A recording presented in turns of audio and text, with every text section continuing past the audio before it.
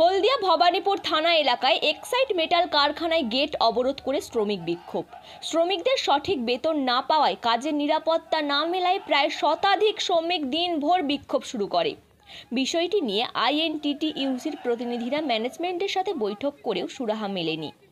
মৌখিকভাবে ম্যানেজমেন্ট এক সপ্তাহ সময় চাইলেও তা দিতে রাজি নয় শ্রমিক পক্ষ।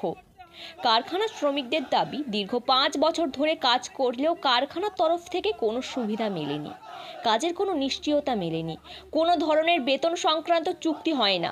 দিন দিন কারখানার কর্তৃপক্ষের কাজের চাপ বাড়িয়ে চলেছে। ম্যানেজমেন্টের দিনের পর দিন দুর্ব্যবহারের বিরুদ্ধেই বিক্ষোভ।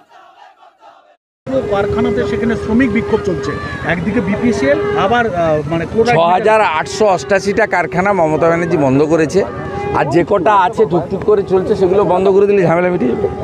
দাদা আরেকটা বিষয়, তাহলে ভাতা পাবেন তো, 1000 আছে 1200 হবে, ডিসেম্বর মাসে আবার বাড়বে তো 200-300 টাকা। একদিকে শ্রমিক বিক্ষোভ চলছে, অন্যদিকে পরিযায়ী শ্রমিকদেরকে ফিরিয়ে আসার কথা বলছেন। 5000 টাকা করে। 5000 টাকা কী হয়? আপনার বাচ্চা স্কুলে যায়, তার পিছনেই তো 5000 টাকা খরচা হয়। 3500 টাকা চালের কুইন্টাল, মোটা চালের কুইন্টাল। মমতা ব্যানার্জির কোনো কাণ্ডজ্ঞান আছে?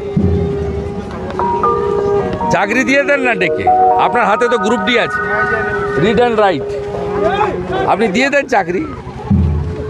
সব পরিযায়ী শ্রমিককে ডেকে চাকরি দিয়ে দেন না, আমরা ওয়েলকাম করি। আপনি সব লোককে ডেকে চাকরি দিয়ে দেন, অসুবিধা কী আছে? আজকের ক্লোরাইড মেটাল লিমিটেড হলদিয়া, এখানে এই যে বিক্ষোভের কারণটা কি? কারণ হচ্ছে এখানে টার্গেট এমনি বাড়িয়ে দিচ্ছে, আর এখানে কোনোভাবে কোনো শ্রমিকদেরকে ঠিকঠাকভাবে বেতন দিচ্ছে না, 26টা আইডলও দিচ্ছে না। আজকের আমরা ওএমআই প্যাকিংয়ে আমরা প্যাকিং করি, আমরা প্যাকিং ডিপার্টমেন্টে আমরা হ্যান্ড প্যাকিংও করি এবং ওএমআই প্যাকিংও করি। হ্যান্ড প্যাকিংয়ে আমাদের হচ্ছে 120, 60, 70, 80 পরপর এরকম বাড়িয়ে যাচ্ছে, তার কোনো ডেভেলপ নেই, পরপর কন্টিনিউ বাড়িয়ে যাচ্ছে। এখন হচ্ছে 130 করে টার্গেট, প্লাস আমাদের ওএমআই প্যাকিংয়ে হচ্ছে আগে ছিল 300 এবং হাই হচ্ছে 700, সে জায়গায় করে দিচ্ছে। এখন বলতেছে আমাদের বাই প্রেসার বলতেছে 800 করতে হবে এবং ন্যূনতম হচ্ছে 400 করতে হবে। এইভাবে আমাদেরকে টার্গেট বাড়িয়ে দিচ্ছে, সুপারভাইজার প্রেসার দিচ্ছে, এইভাবে করতেছে। কোনো আমাদের এখনো পর্যন্ত সিওডি বা জয়েন্ট লেটার, আজকে আমরা 3-4 বছর কাজ করছি, আমাদের কোনো জয়েন্ট লেটার দেয়নি, আমাদের কোনো হচ্ছে এখনো পর্যন্ত কোনো ফ্যাসিলিটি দেয়নি। এই বর্ষার সময় এমনিই দাঁড়িয়ে আছে, এখনো পর্যন্ত রেনকোটও এখনো পর্যন্ত দেয়নি। কোনো বুট দিতে বললে বুট ন্যূনতম একটা, সেই যে বুটে কোনো সেফটি নেই সেই সমস্ত বুট দিচ্ছে, 300 টাকার বুট দিচ্ছে, একটা ন্যূনতম ভালো বুটও দিচ্ছে না।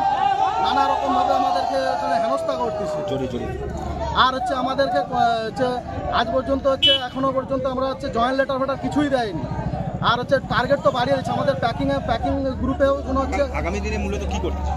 আমাদের মূল দাবি হচ্ছে আমাদের যে সমস্ত যে দাবিগুলো আছে আমাদের সেইগুলো পূরণ করতে হবে ম্যানেজমেন্টকে, এবং ম্যানেজমেন্টকে আশ্বাস দিতে হবে যে এটাই আমাদের থাকবে। না হলে আমাদের আজকের পূরণ বলবে হ্যাঁ, কালকের বলবে বললে তো হবে না, আমাদের আশ্বাস দিতে হবে যে এইরকমই থাকবে। এবং সেটা হচ্ছে সবাই বসে আলোচনা করে কি করা যায় সেভাবে করে তবেই আমাদের হচ্ছে এই শান্তিপূর্ণ দাবি হচ্ছে আমাদের উঠবে।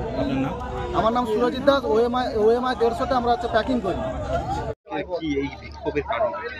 অ্যাকচুয়ালি বিক্ষোভের কারণটা হচ্ছে আমাদের যারা ওএমআই চার্জিংয়ে কাজ করি, আমরা বিগত 10-12 দিন আগে আমাদের কন্ট্রাক্টর যায়, আর ওদের স্টাফ কিছু ছিল সুপারভাইজার, ওরা গিয়ে টোটালি আমাদের বলে যে তোমাদের টার্গেট বাড়ানো হবে।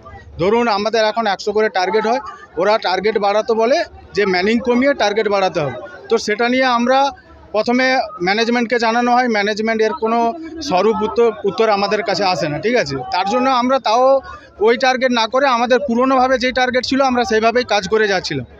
কিন্তু কাল থেকে আবার আমাদেরকে সুপারভাইজাররা টার্গেট বাড়াতে বলে, সেই কারণে আমাদের টোটাল কাজটা আমরা স্টপ করে রেখেছি।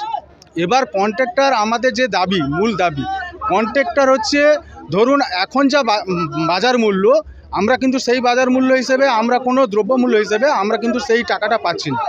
আমরা কি করব? এখানে ধরুন 393 টাকা আইটেলে একটা সংসার কোনোভাবে চলতে পারে না, পিএফএসআই কেটে ধরুন 350 টাকা পায়, সেখানে একটা ফ্যামিলি কোনোভাবে চলতে পারে না। তো এবার ধরুন কন্ট্রাক্টরের কাছে দাবি জানালে কন্ট্রাক্টর আমাদের কোনো স্বরূপ উত্তর দিচ্ছে না, ঠিক আছে। তো সেই বিষয় নিয়ে আমাদের কাছে যতক্ষণ না ম্যানেজমেন্ট হোক, কন্ট্রাক্টর হোক, কোনোভাবে যদি না সৎ উত্তর আমরা পাই, ততক্ষণ পর্যন্ত আমরা এখানে আন্দোলনে বিক্ষোভে থাকব। আমরা ওএমআই চার্জিংয়ে কাজ করি, আমার নাম মহসিন খান। ব্যুরো রিপোর্ট, বাংলার কথা। হবে